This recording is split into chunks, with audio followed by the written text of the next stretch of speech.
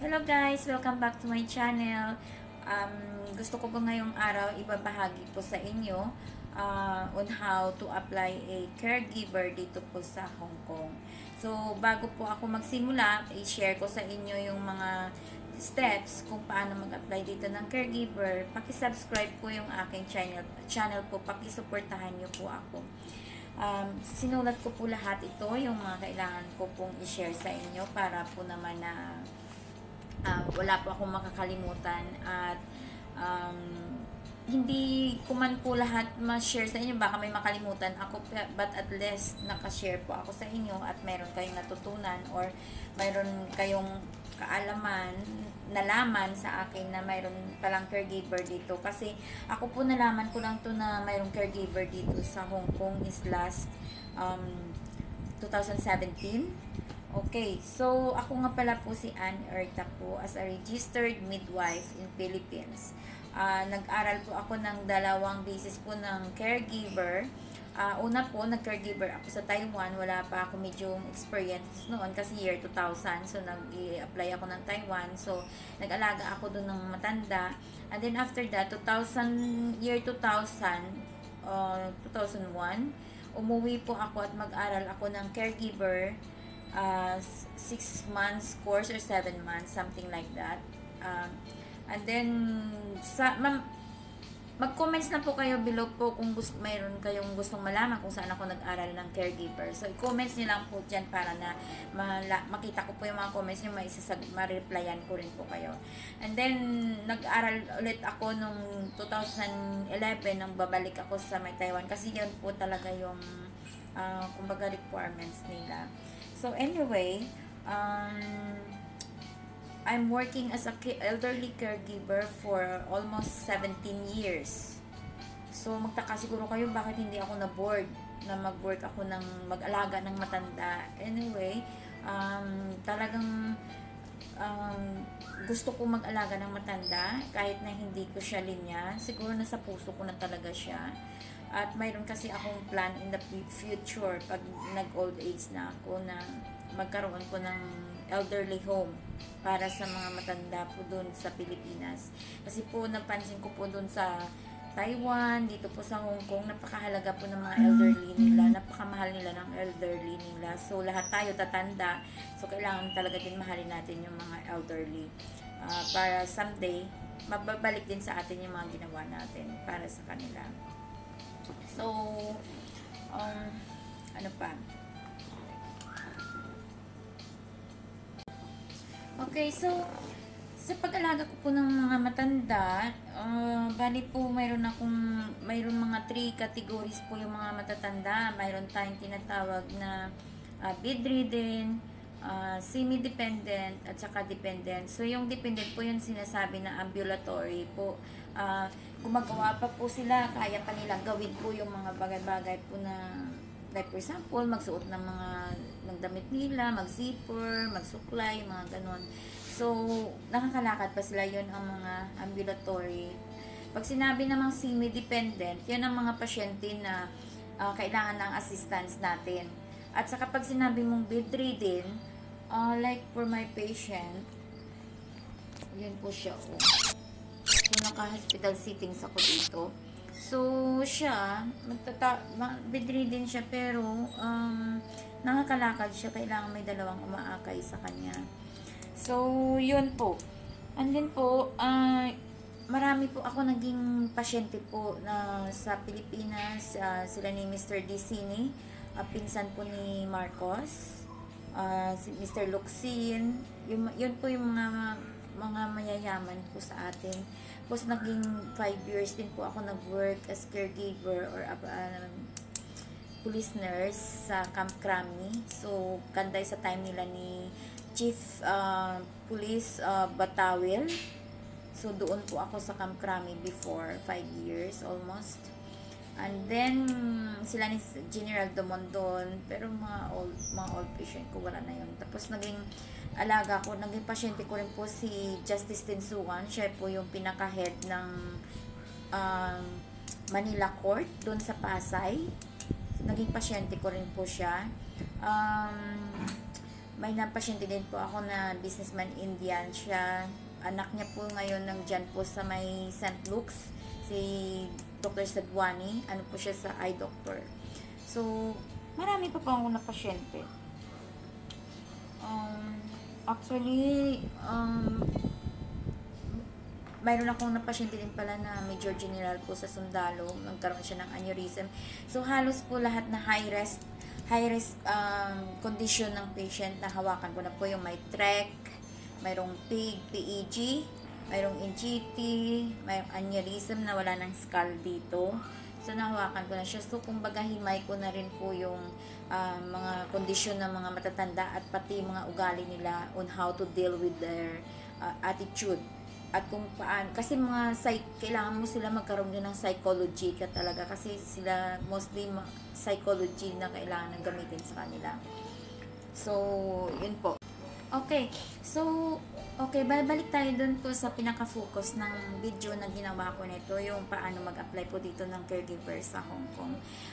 Na through online at saka hindi ka na kailangan pumunta po ng agency or na magpila po doon sa POEE na walang katuturan. So, may na-experience po ako noon sa POEE. Kasama ko yung nurse, yung kaibigan kong nurse. Kahabang-haba ng pila namin kasi hiring ng caregivers sa Japan. So, kahaba-haba ng pila namin. As in, talagang nagugutom na kami, nagutuman kami sa kapila. Naggastos pa kami, nagpa-xerox kami ng mga documents namin. Then, nung time na namin, nakaharap na namin yung personnel doon sa may, kasi hiring caregiver daw. So, naman kami, talagang experience for how many years, di ba? So, pagdating namin dun sa harapan ng nag-interview or nag-screening, pagkita niya ng papilis ko, ang dami naman akong documents, naka-red pa ako naka-red ribbon pa ako from DFA Tapos, ang dami-dami kong documents. Ayan, pinasirox ko pa yan lahat Tapos pagdating ko doon, sabi ba naman, ay po, 4 years lang kailangan. So, how come? Kung 4 years lang kailangan, kung wala namang experience for caregiving, anong gawin nila doon? Nagsabi pa sila na hiring for caregiver kung hindi naman pala nila yung tatanggapin yung ganun. So, 4-year course. So, it means they're not hiring a caregiver. Diba? So, anyway, that is my experience lang po. So, dito po, i-share ko sa inyo para hindi niyo maranasan yung naranasan ko. So, yung una-una po nating requirements po sa agency na ito, no placement fee pala dito pati. So, less effort, less yung gastos nyo sa pera. Kasi yung gamit nyo is, ito lang, internet. Magpasa lang kayo ng, ng CV nyo, resume nyo doon sa may email nila. So, pagtapos nyo pasa ng resume doon sa email nila, screening nila yung CV nyo, yung resume nyo, if you are qualified. So, pag qualified kayo, mag-replyan sila doon sa email nyo or sa WhatsApp, kasi doon pwede yun, WhatsApp. And then, yung interview din is sa WhatsApp or Skype through phone din po. So, mag-apply kayo sa online or sa may WhatsApp or email. Ang interview is WhatsApp and Skype. So, tapos na mag-reply na sila sa'yo, ibigay nila kung ano yung mga requirements. So, doon nyo na malaman lahat yung mga requirements. At pag nag-reply na sila sa inyo, malaman nyo na yung requirements doon. Ito po, ibigay ko sa inyo na kung ano yung mga requirements. So, first, kailangan nyo po ng passport. So, yung passport nyo po, kailangan yon. So, yan. Ako kasi naka-renew na ako the first time. So, marami akong kasi minsan pumapasyal kami ng China. So, naka-finish journey na ako sa 2 years ko. Kasi 2 years and 8 months na ako dito sa amo ko. Isang amo lang. Anyway, dito sa Hong Kong. So, yung sunod, hahanapan kanila ng Certificate of Employment. So, ito, yung employment certificate ko sa Taiwan. So, ito ngayon yung sa agency ko, no? Nabigyan na rin ako. Ito yung nasa hospital ako, na 5 years ako. Saka ito po yung nasa agency na yung wife niya, ako po yung nag-aalaga. Yung case nun is dementia, hypertension, and diabetic. So, yan po. Tapos, certificate nung nag-aral ka ng caregiver. Ito po. Meron ako yan. Ito po yung certificate sa completion ko po sa sa isang caregiver ko. 2 beses ako nag-aral, di ba, ng caregiver. So, kailangan mayroon kang basic life support certificate. Mayroon ka rin pong CPR certificate. At saka po, ito yung sa TESDA ko. Certificate ko po sa TESDA noon. And then, you need a birth certificate. Kailangan may birth certificate ka from NSO. And you need NBI. And also, kailangan nyo po ng college transcript of record. At kailangan nyo po ng college certificate or diploma. Kailangan nyo po na, kasi registered midwife ako, meron akong PRC certificate. PRC certificate. And most importantly, kailangan nyo ng in-situ. Ito po yung pinakakailangan po dito sa agency para maging caregiver ka dito sa Hong Kong. Yan po. So, itong in-situ po, bali, ano po, 5 years yung paso niya. So, 2022 pa ako maano. So, kung mayroon kayong mga red ribbon, mas okay. Okay. So, yan po yung mga requirements po na kailangan ipapasa niyo po sa... Okay, sa in-situ po muna tayo. Dito sa in-situ. Natapos ko na yung resume, diba? Sabi ko na kung anong kailangan nyo. Sa in-situ, kailangan doon, may assessment, diba? Wala nang... Una-una niyan, maghanap kayo ng school. Like me, kuha ko ng in-situ ko doon sa may St. Mary's School, colleges, sa papuntang Commonwealth, doon sa Fairview. Bali, tatawag ka o magpa-schedule ka. So, bago ka pa naman makakuha ng assessment, 2 weeks. Doon ako nagtagal. So, bali, nagtawag muna ako sa school. After that, nagpa-schedule ako. So, unang assessment ko, hindi ako nakapasa. Bagsak ako kasi alam ko gawin, pero nakalimutan ko na talaga yung ibang procedure, yung proper procedure. Kasi sa pag nag-aral po tayo, proper procedure, lahat po yung pinag-aralan natin, proper procedure. Pag once na nandito na po tayo sa personal na na trabaho, parang ang importante na lang po doon yung cleanliness. Opo. Parang hindi na natin masusunod yung mga proper procedure. Excuse me. Yung mga proper procedure po. So, doon po ako nagbagsak. Kasi alam kong gawin, pero hindi ko alam pasunod-sunod ng proper procedure. Like, maglinis ka ng bottle, ng baby, ano yung procedure doon, hindi ko alam. So, sa assessment, tanungin ka ng instructor, pag naglinis ka ng bote, saan dapat away from you or closer to you? So, hindi ko yun masagot kasi hindi naman baby yung inalagaan ko. Tapos, pag-aralan nyo dun about using the scratches, yung, syempre, pag pila yung pasyente mo, paano yung steps doon, pag-aralan nyo yung paano yung steps doon, paano mag-transfer ng pasyente to bed to wheelchair to bed, paano perineal care, paano mag-bathing ng baby, paano CPR, kailangan nyo yan.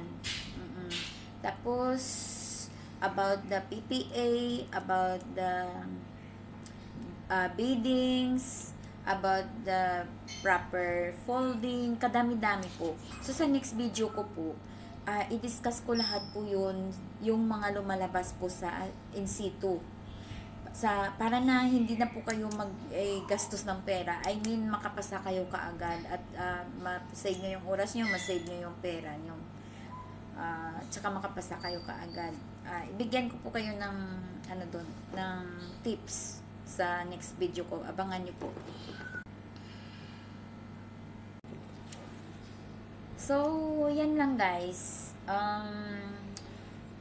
Someday, magkaroon ako ng nursing home, elderly home sa Pilipinas. Gusto ko po talaga na magkaroon tayo sa Pilipinas, maalagaan natin mga matanda, at makatulong tayo sa mga future, mga generation pa natin. Kasi sobrang alaga ng Taiwan, China, here, Hong Kong, alagang-alaga nila yung matanda nila. So, sana ganun din mangyari sa atin. Kaya, ginugol ko na magkaroon ng nursing home. Actually, mayroon nang nag-offer sa akin na pasyente ko na yan. Kaya lang, kailangan hati kami sa facilities, syempre. So, parang kailangan ko muna mag-ipon talaga. So, hopefully, supportahan niyo yung aking YouTube channel. In that way po, makapag-likom po ako ng pera to start po na mag-invest po ng lupa, mga facilities po na kailangan sa nursing home po. So, God bless us. Ngayon, naka-quarantine tayo. Pakipanoorin nyo na lang po yung video ko and subscribe and share. Please share to your friends in Facebook or any other social media. God bless us and stay safe. And I love you all, guys. See you in my next video. So, yun na po. Sa in situ po. Kasi ako noon, nung nag-take ako, first take off failed ako, diba? So, nagkaroon kami ng enhancement. Nakiusap ako sa instructor ko na magkaroon ng enhancement one day. So, morning to evening yun. Pag-aralan nyo lahat na lumalabas dun sa in situ para pagdating ng assessment ulit, ma-perfect mo na. So, nagpa-enhancement ako noon one day, nagbayad. Siyempre ako, kasi siyempre tuturuan ka ng instructor mo eh. Yung instructor nyo from TESDA yun, professor. So, tuturuan ka niya. So, ngayon, magbabayad ka sa kanya, bayaran mo yung mga oras ng ituro niya. Kasi kung mag-aral ka ng caregiver, mas malaki daw babayaran mo at saka 7 months pa or 6 months. So, magpa-enhancement na lang ka. So, yun ang ginawa ko. Nagbayad ako, nagpa-enhancement ako, tapos nagpa-schedule ulit ako. 2 weeks ulit ang waiting ko. Kaya na medyo natagalan ako papunta dito. So, inabot ako ng mga almost 5 months kasi dahil sa in situ ko. So, yun po. Sa next video ko po, ituro ko po sa inyo yung mga tips na yun, kung anong mga lumalabas in situ. So, pakisubscribe nyo po yung channel ko at abangan po yung mga next po na video para po na marami pa po kayong malalaman tungkol sa caregiving. Ano po ako yung ibang cases ng mga pasyente, kung ano po yung gagawin nyo sa case na ganito. At ituro ko po sa inyo yung iba't ibang ugali ng mga matanda on how to deal with them, na hindi ka magagalit. Ibang caregiver nagagalit, pinapalo yung mga pasyente, pero sa akin never ko pa yung ginawa. Anyway, so what else? Guys, kung mayroon po kayong mga comments or mayroon kayong gusto malaman or suggestion, paki-comment nyo na lang po sa video na ito para po ma-improve ko po yung pagbablog ko po, kasi gusto ko po yung talaga i-focus tungkol sa caregiver para marami pong, kasi most especially nowadays talagang caregiver ngayon, even hindi ka medical course, kumukuha ng caregiver course para po na na makapag-work ng caregiver, kasi yan po yung in demand po na kurso na ngayon na work. So, even you're not a caregiver or you're not a medical course, like for example, teachers, napakadaming teachers dito na nagkuha ng caregiver, nagpa-assess. So, if you are, I think, ang requirements yata ngayon talaga para magkaroon ka ng in situ, you have to study as a caregiver first. So, mayroon pong libre sa TESDA, alam ko po yun. So, mag-TESDA muna kayo kung iba yung course nyo, kung hindi medical course, para na maka-in situ kayo.